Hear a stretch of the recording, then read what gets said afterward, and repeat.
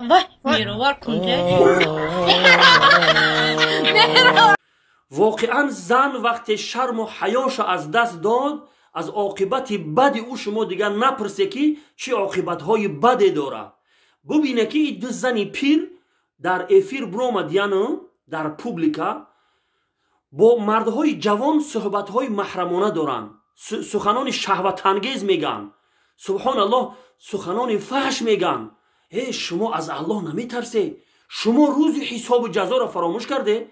مردن شما و مردها بهتر است که در یک افیر یک زن میدرویه 500-600 نفر مرد یک زن افسوس داد میکنه.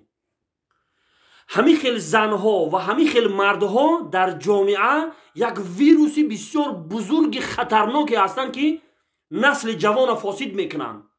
اینها وقتی که در افیر میبروین سخنای فحش میگن، سخنای شهوت انگیز گپ میزنن با همدیگرش، خیال میکنن که این کار اینها ثبت نمیشوه. اینها خیال میکنن که همین خیل در همین سخنان به حیایی را در همین جا گفتیم برای همین مردهای فاسق در همین جا میمونه، دیگه نوارهای اینها پهن نمیشوه.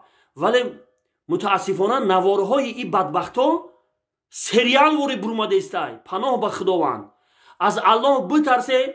من شما را از عذاب الله رب العالمین میترسانم که دیر یا زود نحوست همین گناهایی که در پوبلیکا میکنه شما را دامنگیر میشوه. نگاه کنه ای خواهرها، تا به همین درجه را شما به حیا شده که حکمهای خداوند فراموش کرده. الله رب العالمین در قرآن میفرماید که فلا تخضعن بالقول، ای زنها شما نرم صحبت نکنه با مردهای بیگانه.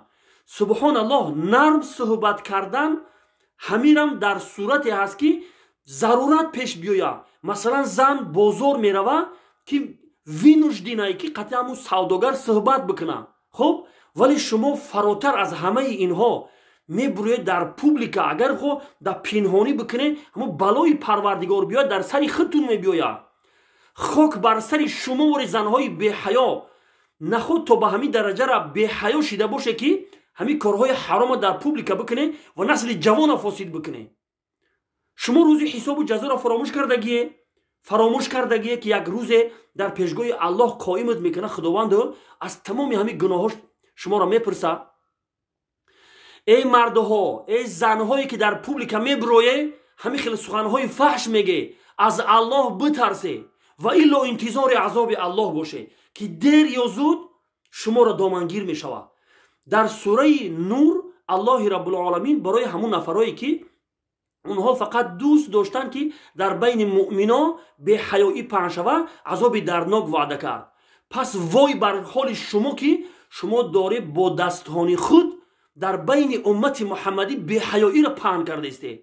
همین دو زن پیر، سبحان الله، شما فرزند داری با فکرم در همین سین سالتون، آینده وقتی که همین فرزندای شما همین نوار شما را ببینن احساس شرم نمیکنن. شما با همین کارتون آبروی ملت هم میریزانه.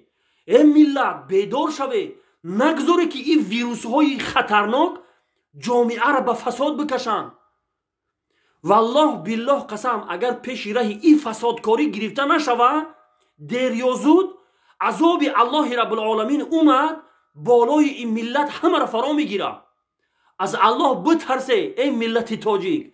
والله قسم دلم به ملت هم میسوزه که زنهاش تا به این درجه به حیا شدن، مردهاش تا به این درجه به حیا شدن که خودشون میلش نسل جوان فاسد میکنن. همون کار حرام کرده، نخو که با همین کار حرام در پوبلیک انجامش بده که نسل جوان ببینن عبرت بگیره. فکر نمیکنه که در همین یک افیر شما 400-500 نفر مرد فاسق میشینن شما را افسوس میکنن. در این سین سالی که شما داره، همین دو زنم هم میگم، شما باید که برای نسل جوان عبرت باشه، عبرت خوب، اونها را نصیحتگر باید باشه. نخود تو با این درجه را در این سین سال شما، سبحان الله، اگر شما زنهای خوب میشیده، شما در براتون شوهر بده زندگی خوش و گوارا داشته، مردن شما واری زنها بهتره. حرام کرده شما نامی زن بودن حرام کرده. والله قسم نامی مادر بودن کو شما حرام کرده. خاک بر سر شما و مردهای فاسق که شما با ریش میبرویه با ریش میبرویه و با السلام علیکم میگه مردن شما وری مردای فاسق بهتره شما را به خدا قسم میتیم ای مردهایی که در افیر میبرویه شما این کاری خودتونه درست میدونه من نصیحت کنم تلخه شما میکفه اگر یگان مردی بیگانه با خواهر شما نمیخواد که شما صحبت میکنه انا میخواد صحبت بکنن شما با همین کار برای شما پسند هست یگان کس اگر بود روی نصیحت کنی در همین افیراشون در حال ترا بلوک میمونن خب با میگن برای زن خواهری خطا نصیحت بکن مردن شما بهتر که با زنهاش میگن که رنگ همچون برادر صحبت میکنیم برادر صحبت کردن شما این همی خیلی آخی اول برادر خواهر میگه و بعد دیگه ترسی که دهانت بگی و فلان دهانت بگی و فلان جو تا برور نشان بته و